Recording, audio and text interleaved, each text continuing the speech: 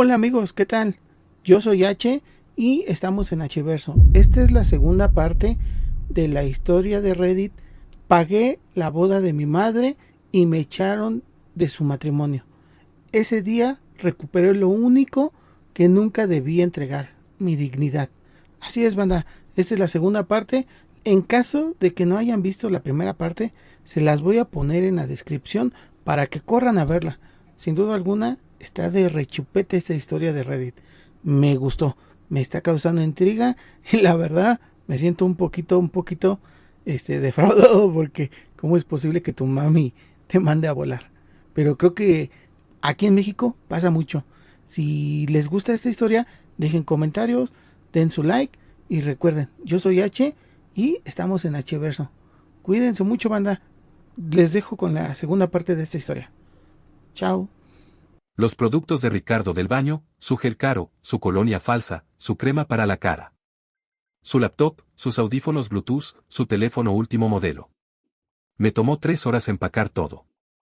Cuando terminé, había 15 cajas grandes, 8 maletas, y un montón de bolsas de plástico llenas de cosas. Y las saqué todas al jardín delantero. Una por una. Arrastrándolas por el pasillo, por la puerta, hasta dejarlas en el pasto bajo las bugambillas que yo había plantado con tanto cariño. Luego llamé a un cerrajero de emergencia. Necesito que venga a cambiar todas las cerraduras de mi casa. Ahora. El cerrajero llegó en 40 minutos. Cambió la puerta principal, la trasera, la del garaje. Me entregó 3 juegos de llaves nuevas. Listo, jefe. Nadie entra sin estás. Gracias, dije, pagándole en efectivo. Me senté en el sofá, mi sofá, limpio por primera vez en meses, y esperé. A las 11 de la noche, escuché el suru de mi mamá estacionarse afuera. Risas borrachas. Música de mariachi a todo volumen. La boda había terminado. Luego voces confundidas. ¿Qué pedo con nuestras cosas? La voz de Ricardo, alterada. No entiendo, la voz de mi mamá, temblorosa. Me acerqué a la ventana. Los vi parados frente al montón de cajas y maletas, iluminados por la luz del portal. Mi mamá todavía con el vestido de novia arrugado. Ricardo con su traje barato y la corbata floja. Emiliano. Gritó mi mamá, golpeando la puerta. Abre. ¿Qué significa esto? Abre la pinche puerta. Gritó Ricardo, pateando el marco. Esperé unos minutos más. Dejé que el pánico los consumiera. Luego, con calma, abrí la puerta. Mi mamá tenía el maquillaje corrido, los ojos hinchados de llorar. Ricardo estaba rojo de furia, con venas saltadas en el cuello. ¿Qué significa esto? Exigió mi mamá. ¿Por qué están nuestras cosas afuera? ¿Por qué cambiaste las cerraduras? Porque ustedes me dejaron muy claro hoy que no soy bienvenido en sus vidas, dije, con voz tranquila pero firme. Así que decidí regresar el favor. Ustedes ya no son bienvenidos en mi casa. Esta es mi casa también. Gritó mi mamá. No, mamá, la corregí. Esta es mi casa. La compré yo. Está a mi nombre. Yo pago todo. Tú vivías aquí por mi generosidad. Una generosidad que claramente no supiste apreciar. Emiliano, no seas ridículo. Intervino Ricardo, intentando empujarme. Déjanos pasar. Hablamos mañana cuando estemos sobrios. Lo bloqueé con el brazo. No hay nada que hablar. Me sacaste de tu boda, Ricardo. Me llamaste perdedor. Dijiste que no querías mi energía negativa en tu día especial. Pues adivina qué, yo tampoco quiero mantenidos en mi casa. Así que ya no tienen que lidiar con este perdedor nunca más. Ayudaste a pagar esa boda. Gritó mi mamá, llorando. $5,000. $5,000 para una boda a la que no te dejamos entrar. ¿Cómo pudiste permitir eso, mamá? ¿Cómo pudiste quedarte ahí parada y dejar que tu nuevo esposo me humillara así? Yo no quería lastimarte. Tartamudeó. Pero Ricardo tiene razón. Siempre has sido tan negativo con nuestra relación. Era negativo porque veía exactamente lo que estaba pasando, dije, sin alzar la voz. Veía que este güey te estaba usando. Que usaba mi casa, mi dinero, mi generosidad. Y ahora pueden seguir usándose mutuamente, pero lejos de mí. ¿A dónde se supone que vamos a ir? Gritó mi mamá, desesperada. Es medianoche. No tenemos a dónde ir. Ese no es mi problema, dije. Debieron pensarlo antes de echarme de la boda que yo pagué. Tienen todas sus cosas. Pueden ir a un hotel, a casa de algún pariente, dormir en el coche. No me importa. Pero no se quedan aquí. Y con eso, cerré la puerta. Puse el seguro. Me alejé mientras sus gritos y súplicas continuaban del otro lado. Eventualmente, el ruido cesó. Escuché el motor del Suro encenderse y alejarse. Fui a la ventana y vi que habían empacado lo que pudieron en el coche y se habían ido, dejando algunas cajas atrás. Me senté en mi sofá. En mi casa. En silencio por primera vez en 14 meses. Y por primera vez desde que mi mamá se mudó aquí, respiré profundo. Era libre. Por Emiliano Milo Rojas. Las primeras 72 horas después de echar a mi mamá y a Ricardo de mi casa fueron las más silenciosas de mi vida adulta. No el silencio cómodo de quien descansa después de un largo día de trabajo. Era un silencio denso, espeso, como el aire antes de una tormenta que nunca llega. Me despertaba a las 6 de la mañana, hora en que normalmente el ruido del televisor de mi mamá y los ronquidos de Ricardo me sacaban de la cama, y me quedaba quieto, escuchando. Solo el zumbido del refrigerador. Solo el canto de los pájaros en el jardín. Solo mi propia respiración. La primera mañana, preparé café en la cafetera de vidrio que mi mamá siempre usaba para hacer su atole de avena especial. Lo serví en mi taza favorita, la de cerámica negra que compré en un mercado de Oaxaca, y me senté en el balcón trasero. El sol de octubre calentaba suavemente mi espalda. Las bugambillas que yo había plantado hacía 2 años trepaban por el muro del patio, llenas de flores moradas que nunca habían lucido tan vibrantes. Y lloré. No como hombre. Como niño. Como el niño de Vallejo que veía a su mamá coser hasta altas horas de la noche para que él tuviera zapatos nuevos para el primer día de clases, como el adolescente que trabajaba los fines de semana en una ferretería de Azcapotzalco para ayudar con los gastos de la casa después de que papá se fue.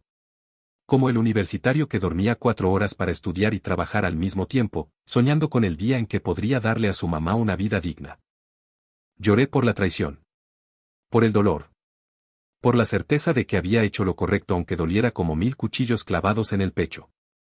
Pero también lloré de alivio. Porque por primera vez en 14 meses, mi casa volvía a ser mi casa. Sin el peso de Ricardo evaluando cada mueble con ojos codiciosos. Sin los reproches constantes de mi mamá cuando no cumplía con sus expectativas absurdas.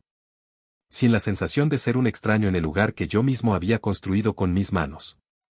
A las 9 de la mañana, mi teléfono empezó a vibrar. Era mi mamá. Ignoré la llamada. Volvió a sonar 5 minutos después. Y otra vez. Y otra vez. Para el mediodía, tenía 23 llamadas perdidas y 15 mensajes de texto. Milo, por favor contesta. Necesito hablar contigo. Hijo, no seas así. Ricardo y yo estamos en la calle. Te juro que Ricardo no sabía lo de la boda. Fue idea mía. Perdóname, mi vida. Eres lo único que tengo. Ricardo dice que si no nos dejas entrar, va a demandarte por desalojo ilegal. El último mensaje me hizo reír. Una risa seca, sin humor. Demandarme. Ricardo no sabía ni qué significaba la palabra demanda. Probablemente creía que era un tipo de taco. A las 3 de la tarde, sonó el timbre. Me asomé por la ventana del segundo piso y vi a mi mamá parada en el jardín delantero, todavía con el vestido de novia arrugado y manchado, los zapatos de tacón bajo en una mano, una bolsa de plástico en la otra. Detrás de ella, Ricardo fumaba un cigarro con cara de pocos amigos, mirando mi casa como si fuera suya por derecho divino. Emiliano. Gritó mi mamá, con la voz quebrada. Por favor, abre. Hablemos. No abrí. Me quedé quieto, observando desde la ventana como quien observa una escena de película. Ricardo tiró el cigarro al pasto, mis bugambillas, y empezó a patear una de las cajas que habían quedado afuera. Sal de ahí, pinche pendejo. Gritó. Esta es casa de tu mamá. No la tuya. Mi mamá lo jaló del brazo. Ricardo, no, por favor. Cállate, Lupe. Este güey nos tiene que dejar entrar. Somos familia.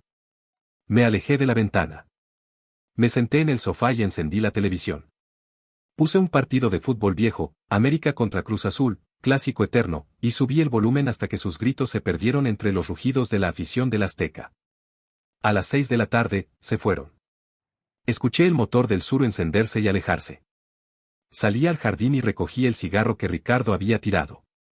Lo tiré a la basura con asco. Luego tomé las cajas restantes, las que contenían las cosas más personales de mi mamá, fotos antiguas, su Biblia católica, el retrato de cuando era niña, y las metí al garaje. No las tiraría. No podía. Porque a pesar de todo, era mi mamá. Y esas cosas no tenían la culpa. Esa noche cené solo por primera vez en 14 meses. Hice unos chilaquiles verdes con lo que tenía en la alacena, tortillas del día anterior, salsa casera que había preparado el fin de semana, queso rallado y crema. Comí en la mesa del comedor, no en el sofá frente al televisor como hacía cuando Ricardo monopolizaba la sala, y disfruté cada bocado como si fuera el manjar más exquisito del mundo. Porque lo era. No por el sabor. Por la libertad. Los días siguientes fueron un torbellino de llamadas, mensajes y visitas inesperadas. Mi mamá llamó todos los días. A veces llorando, suplicando que la dejara volver, solo por unos días, hasta que arregle las cosas con Ricardo. Otras veces gritando, acusándome de ser un hijo desagradecido, que abandonaba a su madre en la vejez. Una vez me dijo, tu padre tenía razón. Dijo que serías igual de frío que él. Esa frase me dolió más que cualquier otra. Porque papá nunca dijo eso. Papá se fue sin decir una palabra. Pero mi mamá siempre supo cómo clavar el cuchillo donde más duele. Ricardo también intentó contactarme. Me mandó mensajes desde números desconocidos. Oye ingeniero, hablemos como hombres. Tu mamá está sufriendo por tu culpa. Ricardo, no, por favor. Cállate, Lupe. Este güey nos tiene que dejar entrar. Somos familia. Me alejé de la ventana. Me senté en el sofá y encendí la televisión. Puse un partido de fútbol viejo, América contra Cruz Azul, clásico eterno, y subí el volumen hasta que sus gritos se perdieron entre los rugidos de la afición del Azteca. A las 6 de la tarde, se fueron. Escuché el motor del Sur encenderse y alejarse. Salí al jardín y recogí el cigarro que Ricardo había tirado. Lo tiré a la basura con asco. Luego tomé las cajas restantes, las que contenían las cosas más personales de mi mamá, fotos antiguas, su Biblia católica, el retrato de cuando era niña, y las metí al garaje. No las tiraría. No podía. Porque a pesar de todo, era mi mamá. Y esas cosas no tenían la culpa. Esa noche cené solo por primera vez en 14 meses. Hice unos chilaquiles verdes con lo que tenía en la alacena, tortillas del día anterior, salsa casera que había preparado el fin de semana, queso rallado y crema. Comí en la mesa del comedor, no en el sofá frente al televisor como hacía cuando Ricardo monopolizaba la sala, y disfruté cada bocado como si fuera el manjar más exquisito del mundo. Porque lo era. No por el sabor. Por la libertad. Los días siguientes fueron un torbellino de llamadas, mensajes y visitas inesperadas. Mi mamá llamó todos los días. A veces llorando, suplicando que la dejara volver, solo por unos días, hasta que arregle las cosas con Ricardo. Otras veces gritando, acusándome de ser un hijo desagradecido, que abandonaba a su madre en la vejez. Una vez me dijo, tu padre tenía razón. Dijo que serías igual de frío que él. Esa frase me dolió más que cualquier otra. Porque papá nunca dijo eso. Papá se fue sin decir una palabra. Pero mi mamá siempre supo cómo clavar el cuchillo donde más duele. Ricardo también intentó contactarme.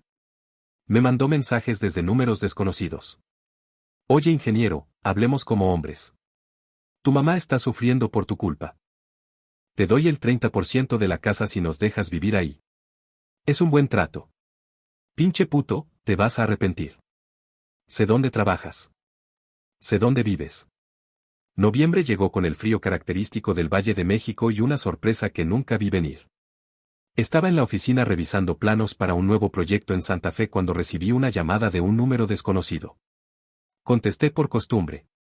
¿Emiliano Rojas? Preguntó una voz de mujer, seria, profesional. Sí, habla. Soy la licenciada Márquez, abogada de Ricardo Sánchez. Mi cliente me ha encargado notificarle formalmente que iniciará un juicio de desalojo en su contra por. Perdón, la interrumpí. ¿Ricardo Sánchez? ¿El esposo de mi mamá? Sí. Él y su esposa Guadalupe Rojas residen legalmente en su propiedad desde hace 14 meses. Según la ley civil del Distrito Federal, esto les otorga derechos de... Licenciada, dije, con calma. Mi mamá vivía en mi casa por mi generosidad. Sin contrato de arrendamiento. Sin pagar un solo peso de renta. Ricardo ni siquiera tenía permiso para estar ahí. Las escrituras de la propiedad están a mi nombre. Compré la casa hace 2 años al contado. Tengo todos los recibos, todos los documentos. ¿Quiere que se los envíe a su despacho para que deje de perder su tiempo y el mío? Hubo un silencio al otro lado de la línea. Señor Rojas, mi cliente afirma que... Su cliente es un mentiroso y un aprovechado, dije, sin perder la calma. Dígale que si quiere jugar a los abogados, yo también puedo jugar. Tengo contactos en la Fiscalía de Fraude. Y sé que Ricardo ha estado vendiendo seguros falsos en el metro. ¿Le interesa que investiguemos eso también? La licenciada Márquez carraspeó, incómoda. Entiendo. Bueno, le transmitiré su mensaje a mi cliente. Hágalo. Y dígale algo más, la próxima vez que intente chantajearme, será él quien reciba una demanda. No por desalojo. Por extorsión. Colgué. No con rabia. Con satisfacción fría. Porque había aprendido algo importante en las últimas semanas: cuando tratas con alacranes, no los pisas con el pie descalzo. Los aplastas con una bota de acero. Memo se acercó a mi cubículo, intrigado. ¿Y ese pedo con la abogada? Ricardo intentó chantajearme con un juicio de desalojo. Memo soltó una carcajada seca. No mames. ¿Ese güey? ¿Con qué lana se pagó un abogado? Con el dinero que mi mamá le dio de lo que yo le presté para la boda, dije, amargado. $5,000. Gastados en un abogado para demandar al hijo que los mantuvo durante 1 año. Pinche mundo al revés, murmuró Memo, sacudiendo la cabeza. Oye, carnal, ¿tú crees en el karma? No creía. Hasta hoy. Porque ese mismo día, al salir de la oficina, recibí una llamada de mi tía Rosario. Su voz sonaba diferente, seria, preocupada, pero también, aliviada. Milo, mi niño, tengo que contarte algo. ¿Qué pasó, tía? Tu mamá y Ricardo se divorciaron. Ayer. En el juzgado de Azcapotzalco. Me detuve en seco en medio de la acera de Santa Fe. Los ejecutivos con traje me esquivaban como si fuera un obstáculo. ¿Qué? ¿Cómo? ¿Por qué? Porque Ricardo. Ricardo no es quien dice ser, Milo. Es un estafador profesional. Tiene antecedentes penales en 3 estados. Ha estado casado 4 veces antes. Con cada esposa hizo lo mismo, se mudaba a su casa, la convencía de que vendiera sus propiedades, se quedaba con el dinero, y cuando ya no había nada que sacar, desaparecía. Sentí como si el suelo se abriera bajo mis pies. ¿Cómo? ¿Cómo supiste eso? Una amiga mía es secretaria en el juzgado de familia. Reconoció a Ricardo de un caso anterior. Le mostró a tu mamá las fotos de sus otras esposas. Todas mujeres mayores, solas, con casas propias, igual que tu mamá. ¿Y mi mamá? Está destrozada, mi niño. Pero también, liberada. Ricardo se fue hace 2 días. Se llevó lo poco que quedaba de valor en el motel, el teléfono de tu mamá, sus aretes de oro, hasta el vestido de novia. Cerré los ojos. El dolor por mi mamá era real. Pero también había una parte de mí, una parte pequeña, oscura, que me avergonzaba reconocer, que sentía satisfacción. Porque el karma, carnal, no siempre llega con tambores y fuegos artificiales. A veces llega en silencio, como una serpiente que muerde al que menos lo espera. ¿Dónde está mi mamá ahora? Pregunté, con la garganta seca. En mi casa. En Gustavo Amadero. Le dije que se quedara el tiempo que necesite. Pero. Milo, ella pregunta por ti. Todos los días. Dice que quiere verte. Que necesita pedirte perdón. No sé si estoy listo para eso, tía. Lo entiendo, mi niño. Pero piensa en esto, tu mamá fue manipulada. Ricardo es un profesional del engaño. No es excusa para lo que hizo, pero es contexto. Y tú eres su único hijo. Su único apoyo ahora. Colgamos. Caminé hacia el metrobús con el corazón pesado. Las luces de Santa Fe brillaban como diamantes falsos sobre los edificios de vidrio. Ejecutivos subían a sus BMW y Audi sin mirar a los que caminábamos por la banqueta. Y yo, con mi traje sencillo y mi mochila de lona, me preguntaba, ¿había hecho lo correcto? ¿O había sido tan cruel como Ricardo? Diciembre llegó con las posadas y una decisión que llevaba semanas madurando en mi corazón. Mi mamá me llamó el 15 de diciembre. Su voz sonaba diferente, más suave, más vieja, sin el tono exigente que Ricardo le había inculcado. Milo, hijo, ¿podemos hablar? ¿De qué quieres hablar, mamá? De todo. De lo que hice. De lo que permití que Ricardo hiciera. De cómo te lastimé. No es fácil de olvidar, mamá. No te pido que olvides. Te pido que me escuches. Solo una vez. En persona. Sin Ricardo. Sin gritos. Solo tú y yo. Dudé. Porque una parte de mí quería decir que sí. La parte que recordaba a la mujer que me crió con frijoles y amor. La parte que recordaba sus manos ásperas acariciando mi frente cuando tenía fiebre. La parte que recordaba cómo vendió sus aretes de oro para pagarme los útiles escolares. Pero otra parte, la parte herida, la parte que todavía sangraba, quería decir que no. Porque el perdón no se mendiga. Se gana. Y mi mamá todavía no había ganado el mío. Está bien, dije finalmente. Te escucharé. Pero en un lugar neutral. No en mi casa. Todavía no. Como quieras, mi vida, dijo, con un hilo de voz. Gracias. Quedamos en vernos en una fonda cerca del Metro Portales. Un lugar sencillo, sin pretensiones, donde servían pozole rojo los domingos y el dueño ponía música de los Tigres del Norte a todo volumen. Llegué 10 minutos antes.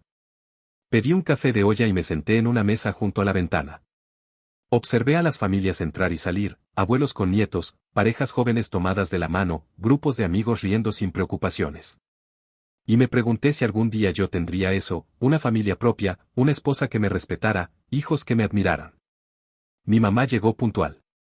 Vestía un suéter viejo que yo le había regalado el año pasado, pantalones de mezclilla gastados, y zapatos baratos de plástico.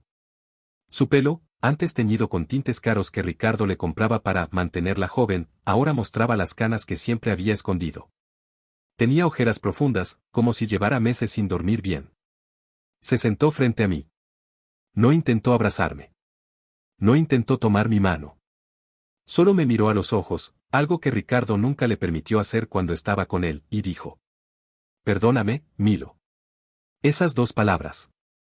Tan simples. Tan poderosas. ¿Por qué, mamá? Pregunté, sin rencor. ¿Por qué permitiste que Ricardo me humillara? ¿Por qué me sacaste de tu boda después de que yo pagué $5,000? Las lágrimas empezaron a rodar por sus mejillas arrugadas. Porque tenía miedo, susurró. Miedo de quedarme sola otra vez. Tu papá se fue hace 10 años y me dejó con nada. Sentía que ya nadie me quería. Que ya nadie me deseaba. Y cuando llegó Ricardo, cuando me dijo que era la mujer más hermosa que había conocido, que me hacía sentir joven otra vez, creí cada palabra. Aunque en el fondo sabía que era mentira. ¿Sabías que era mentira? A ratos, asintió, secándose las lágrimas con el dorso de la mano. Cuando te insultaba. Cuando gastaba el dinero que tú me dabas en él. Cuando me decía que tú eras un estorbo en nuestra casa. Pero cada vez que dudaba, él me convencía de que era celoso. De que querías quitármelo porque no soportabas verme feliz. ¿Y la boda, mamá? También fue idea de él. Sí, dijo, con la voz quebrada. Ricardo dijo que si te sacaba de la boda, entenderías que él era el hombre de la casa ahora. Que dejarías de meter las narices en nuestra relación. Yo no quería hacerlo. Pero él me amenazó con irse si no lo hacía. Y yo no podía perderlo. O eso creía. ¿Y ahora? Ahora entiendo que lo que sentía por él no era amor, dijo, mirándome fijamente. Era miedo. Miedo a la soledad. Miedo a envejecer sola. Miedo a que nadie me quisiera nunca más. Pero tú, Milo, tú nunca me abandonaste. Fuiste tú quien me dio un techo cuando mi casa se caía a pedazos. Fuiste tú quien me dio dinero para comer. Fuiste tú quien me trató con respeto, hasta que yo misma te lo quité. Las lágrimas ahora corrían libres por mi rostro también. Porque en sus palabras había verdad. Una verdad cruda, dolorosa, pero genuina. No te odio, mamá, dije, tomando su mano por primera vez en meses. Estoy herido. Profundamente herido. Pero no te odio. No te pido que me perdones hoy, dijo, apretando mi mano con fuerza. Te pido que me des una oportunidad para ganarme tu perdón. Para demostrarte que puedo ser la mamá que mereces. ¿Y Ricardo? Nunca más, dijo, con una firmeza que no le había visto en años. La tía Rosario me mostró fotos de sus otras esposas. Mujeres como yo. Solas. Con casas. Él las dejó sin nada. Y casi me pasa lo mismo a mí, pero tú me salvaste, Milo. Aunque no lo supieras en ese momento, al echarnos de tu casa, me salvaste de perderlo todo. Nos quedamos en esa fonda por 3 horas. Hablamos de todo, de papá, de mi infancia, de sus miedos, de mis sueños. Comimos pozole rojo en silencio, compartiendo la cuchara como cuando éramos niños. Y por primera vez en 14 meses, me sentí en paz con mi mamá. No era reconciliación completa. No era olvido. Era un comienzo. Un primer paso hacia la sanación. Al despedirnos, me abrazó fuerte. Un abrazo largo, sincero, sin máscaras. Gracias por escucharme, mi vida, susurró en mi oído. Gracias por no rendirte conmigo. Somos familia, mamá, dije. Y la familia perdona. Aunque duela. Enero llegó con el frío y una nueva rutina. Mi mamá se quedó en casa de la tía Rosario. Conseguí un trabajo para ella en una panadería cerca de Narvarte, la dueña era clienta de la constructora donde trabajo, y ahora se levanta a las 4 de la mañana para preparar conchas y cuernitos. No es mucho dinero, pero es suyo. Ganado con sus propias manos. Sin depender de nadie. Yo seguí viviendo en mi casa de Narvarte. Sin Ricardo. Sin el peso constante de tener que justificar mi existencia. Empecé a salir más, a correr por las mañanas en el Parque Hundido, a tomar clases de guitarra en una escuela comunitaria de Coyoacán, a cenar con Memo los viernes en puestos de tacos de suadero donde la salsa pica como debe ser. Una tarde de enero, mientras regresaba del trabajo, pasé frente a un hotel barato en Azcapotzalco. Y vi a Ricardo saliendo con una mujer mayor, bien vestida, con un anillo de compromiso brillando en su dedo anular. Él le tomaba del brazo con esa sonrisa falsa que yo conocía tan bien. Le susurraba al oído mientras ella reía como niña enamorada. Nuestros ojos se encontraron por un segundo. Solo un segundo. Pero fue suficiente para que yo viera el miedo en los suyos. El miedo de quien sabe que su presa se escapó y ahora teme que advierta a las siguientes. No dije nada. No hice nada. Solo seguí caminando hacia Misuru, con el corazón tranquilo. Porque había aprendido algo crucial en estos meses. No todos los monstruos merecen una batalla. Algunos solo merecen ser ignorados mientras sigues construyendo tu vida sin ellos. Esa noche, mientras tomaba café en mi balcón viendo las estrellas de Narvarte, esas estrellas tenues que solo se ven cuando el alma está en paz, supe que estaba listo para el siguiente paso. No era olvidar. No era perdonar completamente. Era seguir adelante. Conocí a mi mamá a mi lado. Conocí el perdón de los demás. Porque mi paz ya no dependía de ellos. Dependía de mí. Y eso, carnal, es la verdadera libertad. Febrero llegó con el aire seco del Valle de México y una noticia que me partió el alma en dos. Estaba en la oficina revisando planos para un nuevo proyecto de vivienda social en Iztapalapa cuando mi teléfono vibró. Era la tía Rosario. Contesté pensando que era para avisarme que mi mamá había conseguido un cuarto propio o que había aprobado su primer día completo en la panadería. Milo, dijo su voz, temblorosa. Tienes que venir. Ahora. ¿Qué pasó, tía? ¿Está mamá bien? Físicamente sí. Pero. Ricardo volvió. Sentí como si alguien me hubiera metido un cubo de agua helada por la espalda. Ricardo. El nombre solo era suficiente para hacerme apretar los puños. ¿Qué quiere? Dice que se arrepiente. Que quiere reconciliarse con Lupe. Que está arrepentido de todo lo que hizo. Pero, algo no huele bien, Milo. Está demasiado insistente. Demasiado, desesperado. ¿Dónde está ahora? Aquí. En mi casa. No lo dejé entrar, pero está afuera, en la calle, gritando que si Lupe no lo perdona, se va a suicidar. No te muevas, tía. Voy para allá. Llegué a Gustavo Amadero en 20 minutos, pisando el acelerador de Misuru como si la vida de mi mamá dependiera de ello. Y quizás sí dependía. La tía Rosario vivía en una vecindad modesta cerca del metro Martín Carrera, casas pequeñas de un piso, calles empedradas, el olor constante a tortillas recién hechas saliendo de las ventanas abiertas. Cuando llegué, vi a Ricardo parado frente al portón de hierro forjado de la casa de mi tía, con una botella de tequila barato en la mano y los ojos inyectados de sangre. «Lupe», gritaba, tambaleándose. «Sal de ahí, pinche ingrata. Después de todo lo que hice por ti. Te di amor. Te di atención. Y así me pagas». Mi mamá estaba asomada por la ventana del segundo piso, con el rostro pálido y las manos temblando. Cuando me vio llegar, sus ojos se llenaron de lágrimas. Bajé del coche despacio. No con furia. Con calma. Una calma fría que asustaba más que cualquier grito. «Ricardo», dije, parándome frente a él a 3 metros de distancia. «Vete». Él se giró. Su mirada era la de un animal acorralado, desesperada, peligrosa, capaz de cualquier cosa. «Ah, mira nada más al ingenierito», escupió, con aliento a alcohol barato. «El hijo perfecto que echa a su mamá a la calle. ¿Ya viste, Lupe? Así es tu hijo. Un desagradecido. Te dije que te vayas», repetí, sin alzar la voz. «Antes de que llame a la policía». «Llama a quien quieras, pinche puto», gritó, tirando la botella de tequila contra el muro. «Pero dile a tu mamá que no se libre de mí tan fácil. Tengo documentos. Sé cosas de ella que nadie más sabe». Mi mamá sollozó desde la ventana. La tía Rosario la abrazó, intentando calmarla. «¿Qué documentos, Ricardo?», pregunté, acercándome un paso. «¿Los de las estafas que cometiste en Puebla? ¿Los de las 4 esposas que dejaste en la ruina? ¿O los de la denuncia que interpuso la señora Elvira Gómez en el 2019 por robo agravado?». El rostro de Ricardo palideció. Literalmente. Como si le hubieran drenado toda la sangre del cuerpo.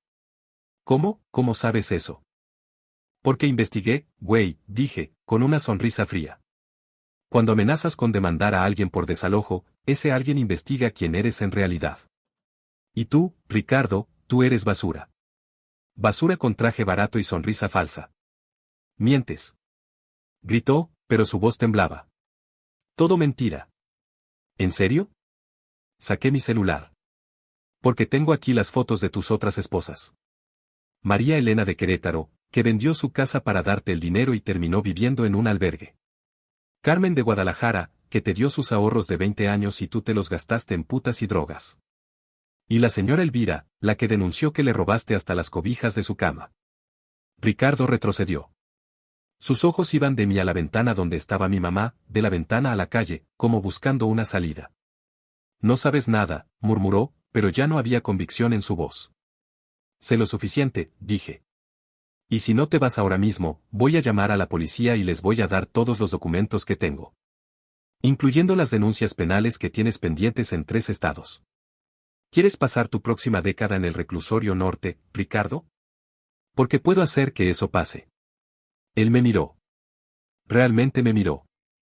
Y en sus ojos vi algo que nunca había visto antes, miedo genuino. El miedo de quien sabe que su juego se terminó. «Esto no se queda así, Emiliano», dijo, con voz quebrada. «Tú y yo no terminamos aquí». «Si terminamos», dije. «Terminamos el día que decidiste usar a mi mamá. Ahora vete. Y si vuelves a acercarte a ella, a mi tía, o a cualquier mujer vulnerable, te juro por mi vida que no será la policía quien te encuentre primero». Ricardo escupió al suelo, a centímetros de mis zapatos, y se alejó tambaleándose calle abajo. No volvió a mirar atrás. Cuando entré a la casa de mi tía, mi mamá estaba sentada en el sofá de la sala, envuelta en una cobija de lana, temblando como hoja al viento. La tía Rosario le servía un vaso de agua con azúcar. «¿Estás bien, mamá?», pregunté, sentándome a su lado. Ella asintió, sin poder hablar. Luego, lentamente, levantó la vista y me miró a los ojos. «Gracias, Milo», susurró. «Gracias por venir. Por protegerme». «Siempre te voy a proteger, mamá», dije, tomando su mano áspera entre las mías. «Aunque estemos peleados. Aunque no hablemos por meses. Siempre».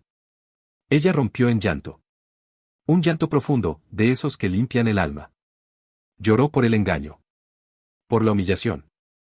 Por haber elegido a un hombre falso sobre a su propio hijo. Lloró hasta que no le quedaron lágrimas. Y yo la abracé. Sin reproches. Sin condiciones. Solo como hijo que ama a su madre, a pesar de todo. Marzo fue el mes de la reconstrucción lenta pero genuina. Mi mamá empezó a trabajar estable en la panadería. No era mucho dinero, apenas lo suficiente para pagar un cuarto pequeño en una vecindad de Azcapotzalco, pero era suyo. Ganado con sus propias manos. Sin depender de nadie. Sin tener que justificar cada peso gastado. Una tarde, mientras yo terminaba de revisar unos planos en mi casa de Narvarte, sonó el timbre. Abrí la puerta y ahí estaba ella, con una bolsa de papel en las manos y una sonrisa tímida en el rostro. Traje conchas, dijo. Las horneé hoy. Las mejores del día. La invité a pasar. No a quedarse. Solo a visitar. Nos sentamos en la mesa del comedor, la misma mesa donde Ricardo solía insultarme mientras comíamos, y compartimos las conchas calientes con un vaso de leche tibia. Conseguí un cuarto, Milo, dijo, con orgullo genuino. En Azcapotzalco. Cerca de la panadería. Es pequeño, pero tiene baño propio y una ventana que da a la calle. Puedo ver el sol entrar por las mañanas. Me alegra, mamá. Y hizo una pausa, jugando con las manos. Quiero pedirte algo. No como tu mamá que te exige cosas. Como una mujer que pide un favor a otro adulto. Dime. ¿Podría venir a visitarte los domingos? Solo a comer. A platicar. Sin quedarme. Sin exigir nada. Solo, estar contigo. Tragué saliva. Porque esa petición simple, humilde, era más valiosa que cualquier disculpa grandilocuente. Sí, mamá, dije. Los domingos son tuyos. Siempre. Ella sonrió. Una sonrisa verdadera. La primera que le veía en meses. Y así empezamos de nuevo. No como antes, esa relación rota por el favoritismo y las expectativas, sino como dos adultos que eligieron perdonarse. Los domingos ella llegaba con comida que preparaba en su cuarto de Azcapotzalco, mole que hacía con receta de su abuela, chiles en nogada cuando era temporada, tamales envueltos en hoja de plátano que compraba en el mercado. Comíamos en mi mesa, veíamos películas mexicanas de los 90, y hablábamos. De verdad. Sin máscaras. Sin reproches. Una tarde de abril, mientras lavábamos los trastes juntos, ella enjuagando, yo secando, me dijo algo que me partió el alma. Sabes, Milo, nunca te agradecí que me echaras de tu casa. Me detuve con un plato en las manos. ¿Qué? Que me echaras, repitió, con serenidad. En ese momento me dolió. Me sentí traicionada. Pero ahora entiendo que fue lo mejor que me pudo pasar. Porque si no me echas, sigo ahí con Ricardo. Sigo dándole mi dinero, mi casa, mi vida, hasta que no me quedara nada. Tú me salvaste, hijo. Aunque no lo supieras en ese momento. Las lágrimas asomaron en mis ojos. Porque en esas palabras había más verdad que en 1000 disculpas forzadas. No te eché por crueldad, mamá, dije. Te eché porque te amo. Y no podía verte destruirte a ti misma por un hombre que solo te usaba. Lo sé ahora, dijo, secándose una lágrima con el delantal. Y te prometo que nunca más voy a dejar que un hombre me haga elegir entre él y tú. Porque tú eres mi sangre. Mi hijo. Y eso no tiene precio. Esa tarde, después de que se fue, me senté en el balcón de mi casa y lloré. No de tristeza. De liberación. Porque había llegado el momento que nunca creí posible, el perdón completo. No el perdón que olvida, eso es imposible, sino el perdón que acepta, que sana, que transforma el dolor en sabiduría. Mayo trajo el calor y una sorpresa que nadie esperaba. Estaba en el mercado de Coyoacán comprando jitomate y cilantro para la cena cuando la vi, una mujer mayor, de unos 60 años, bien vestida pero con el rostro demacrado por el cansancio, caminando del brazo de Ricardo. Él le susurraba al oído con esa sonrisa falsa que yo conocía tan bien. Ella reía como niña enamorada, colgada de su brazo como si fuera su salvador. Pero lo que me heló la sangre fue lo que llevaba en la mano, las llaves de un departamento. Un llavero con un letrero que decía, Torre Milano, Santa Fe. Santa Fe. El barrio de departamentos caros donde viven ejecutivos y empresarios. donde una mujer mayor con llaves de un departamento en Torre Milano tenía, sin duda, una vida cómoda. Ricardo había encontrado su próxima víctima. Me acerqué despacio, sin que me vieran. Me paré junto a un puesto de flores, fingiendo elegir un ramo de rosas mientras escuchaba su conversación.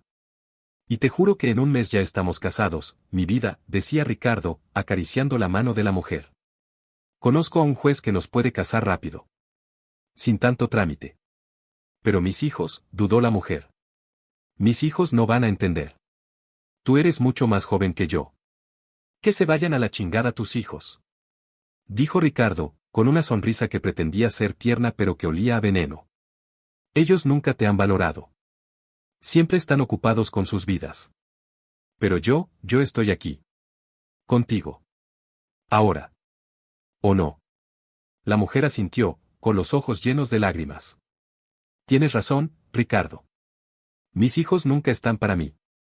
Hijos. Plural. Esta mujer tenía más de un hijo.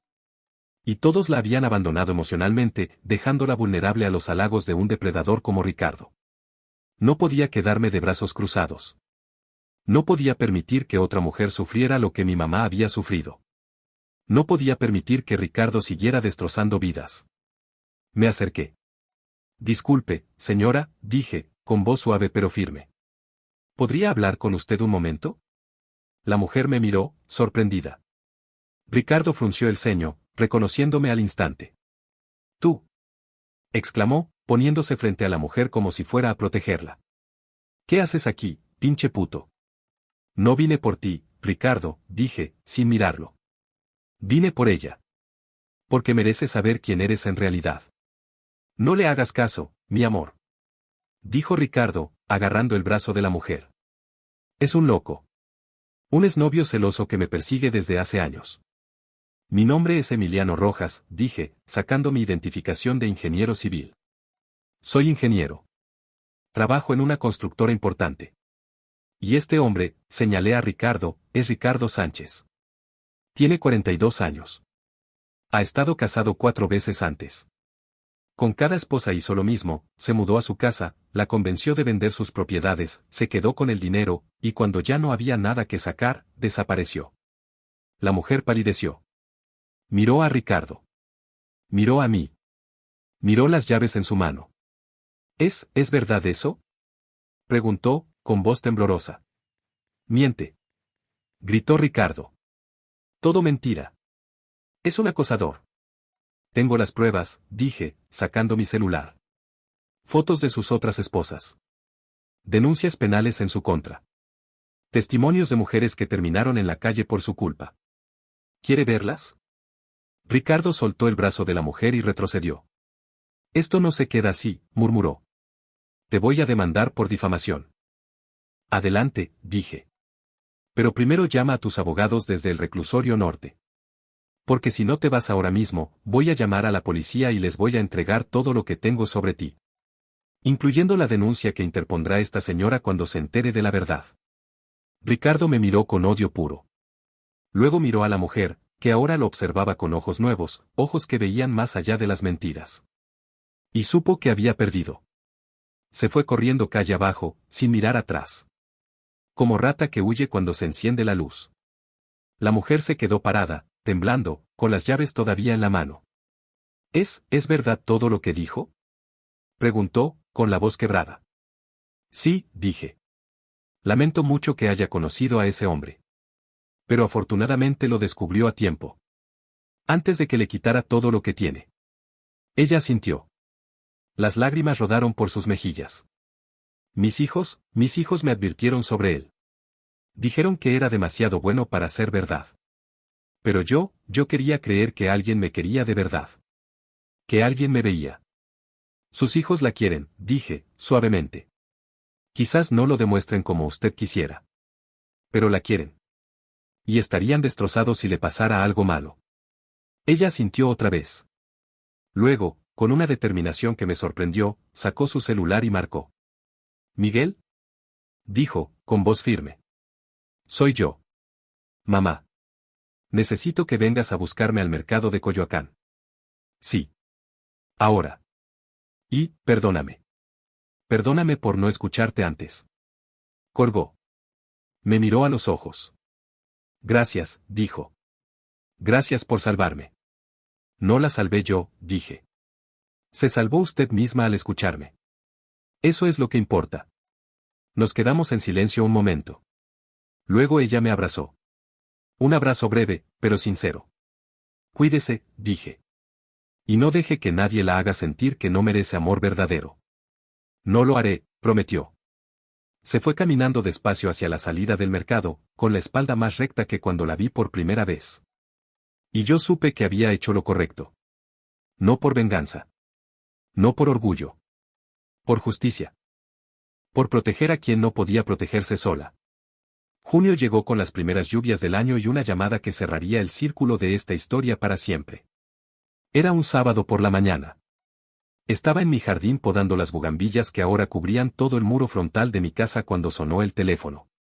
Era mi mamá. Milo, dijo su voz, suave pero seria. Ricardo está en el hospital. Me detuve con las tijeras en la mano. ¿Qué pasó? Intentó suicidarse, dijo. Lo encontraron en un hotel barato en Azcapotzalco con pastillas y alcohol. Lo llevaron al hospital general. Está estable, pero está solo. Nadie lo visita. Ni sus hermanos, ni sus exesposas, nadie. ¿Y por qué me cuentas esto, mamá? Porque aunque hizo cosas terribles, es un ser humano. Y nadie debería estar solo en un momento así. Ni siquiera él. Sentí el peso de sus palabras. Porque mi mamá, la mujer que Ricardo había usado y humillado, estaba pidiéndome que tuviera compasión por él. No perdón. No reconciliación. Solo compasión humana. ¿Quieres que lo visite? Pregunté. No te estoy pidiendo que lo visites, dijo. Te estoy pidiendo que pienses en esto, el odio es una prisión donde el único preso eres tú. Yo estuve presa del odio durante años. Primero por tu papá. Luego por Ricardo. Y solo cuando solté ese odio, encontré paz. Colgamos. Me quedé en el jardín, mirando las bugambillas moradas bajo la lluvia ligera de junio. Y pensé en todo lo que había pasado, el dolor, la traición, la rabia, el perdón lento pero genuino. Al día siguiente, fui al hospital general. Ricardo estaba en una habitación compartida, con vías en el brazo y el rostro pálido como la sábana que lo cubría. Cuando me vio entrar, cerró los ojos como si quisiera desaparecer. No vine a insultarte, dije, parándome al pie de su cama. Vine a decirte algo. Él abrió los ojos. Me miró con desconfianza. ¿Qué quieres, pinche puto? Quiero que sepas que no te odio, dije, con calma. No porque seas bueno. Eres un hombre malo que lastimó a muchas personas. Pero yo no voy a cargar con tu odio. Porque eso me haría igual a ti. Ricardo desvió la mirada. Sus ojos se llenaron de lágrimas. Nadie me visita, murmuró. Ni mis hermanos. Ni mis padres. Nada. Porque lastimaste a todos los que se acercaron a ti, dije. Pero eso no es excusa. Es consecuencia. Y ahora estás solo porque así lo elegiste cada vez que preferiste usar a alguien en vez de amarlos. ¿Y tú? Preguntó, con voz quebrada. ¿Tú nunca has usado a nadie? Sí, admití. Usé el dinero para compensar la falta de amor de mi padre. Usé el trabajo para evitar enfrentar mis miedos. Pero nunca usé a otra persona para mi beneficio. Eso es la línea que nunca crucé. Y tú la cruzaste una y otra vez. Ricardo lloró. Sin vergüenza. Como niño que por fin entiende el daño que causó. Estoy arrepentido, susurró. De verdad. El arrepentimiento no borra lo hecho, dije. Pero es el primer paso para no repetirlo. Si sales de aquí y decides cambiar de verdad, entonces tal vez tengas una segunda oportunidad. Pero esa oportunidad no la das tú. La dan las personas a las que lastimaste. Y yo no soy una de ellas. Me di la vuelta para irme. Emiliano, dijo, deteniéndome. Gracias por venir. No respondí. Salí de la habitación y caminé por los pasillos del hospital hasta llegar a la salida. El sol de junio brillaba sobre la Ciudad de México, iluminando los edificios de concreto y vidrio como si nada malo hubiera pasado en el mundo. Y supe algo con certeza absoluta, no había ganado una batalla contra Ricardo. Había ganado la guerra contra mi propio odio. Hoy, mientras escribo estas palabras en el balcón de mi casa en Narvarte, con el sol de la tarde calentando mi espalda y el aroma a café recién hecho llenando el aire, pienso en todo lo que ha pasado. Mi mamá vive en su cuarto de Azcapotzalco. Trabaja en la panadería de lunes a sábado. Los domingos viene a mi casa a comer, a reír, a ser mi mamá de verdad por primera vez en años. Ya no me pide dinero. Ya no me exige nada. Solo me ama. Y yo la amo a ella. Sin condiciones. Sin expectativas. Solo amor puro. Ricardo salió del hospital hace 3 meses. Nadie sabe a dónde fue. Quizás cambió. Quizás no. Pero ya no es mi problema. Porque aprendí que no puedo salvar a todos. Solo puedo salvarme a mí mismo. Y proteger a quienes amo. Mi casa vuelve a ser mi hogar. Tranquila. Pacífica. Llena del silencio cómodo que solo se encuentra cuando el alma está en paz. Las bugambillas que planté hace 2 años ahora cubren todo el muro frontal, creando un dosel morado que da sombra al jardín donde tomo café por las mañanas. No tengo esposa. No tengo hijos. Pero tengo paz. Y la paz, carnal, no se compra con dinero ni se gana con fama. Se gana con decisiones difíciles. Con límites claros. Con el coraje de decir no cuando todos esperan que digas sí. Aprendí que el amor familiar no es ciego. El amor familiar ve las fallas, las acepta, pero no las tolera cuando lastiman. El amor familiar exige respeto. Exige dignidad. Exige que cada quien cargue con sus propias consecuencias. Y sobre todo, aprendí esto. Perdonar no es olvidar. Es soltar el peso del rencor para poder seguir caminando ligero. Mi mamá me lastimó. Profundamente. Pero eligió sanar. Y yo elegí perdonar. No porque ella lo mereciera, aunque ahora sí lo merece, sino porque yo merecía paz. Cierro este cuaderno. Apago la luz de mi escritorio. Salgo al balcón y respiro el aire fresco de la noche. Las estrellas brillan sobre Narvarte, esas estrellas tenues que solo se ven cuando el alma está en paz, y sonrío. Porque hoy, por primera vez en 35 años, soy libre. Libre del rencor. Cargar con los errores de los demás. Mi mamá nunca será perfecta. Yo nunca seré perfecto. Pero somos humanos. Y los humanos tenemos derecho a equivocarnos, a caer, y a levantarnos de nuevo. La llave que nunca debí entregar no fue la de mi casa. Fue la llave de mi dignidad. La que entregué cuando permití que Ricardo y mi mamá me hicieran sentir menos de lo que soy. Pero hoy esa llave está de vuelta en mis manos. Y nunca más la soltaré. Porque mi hogar no es una casa de ladrillo y cemento. Mi hogar es mi paz interior. Y eso, carnal, nadie me lo quita. Fin. Uy, banda, uy, vaya final que acaba de pasar.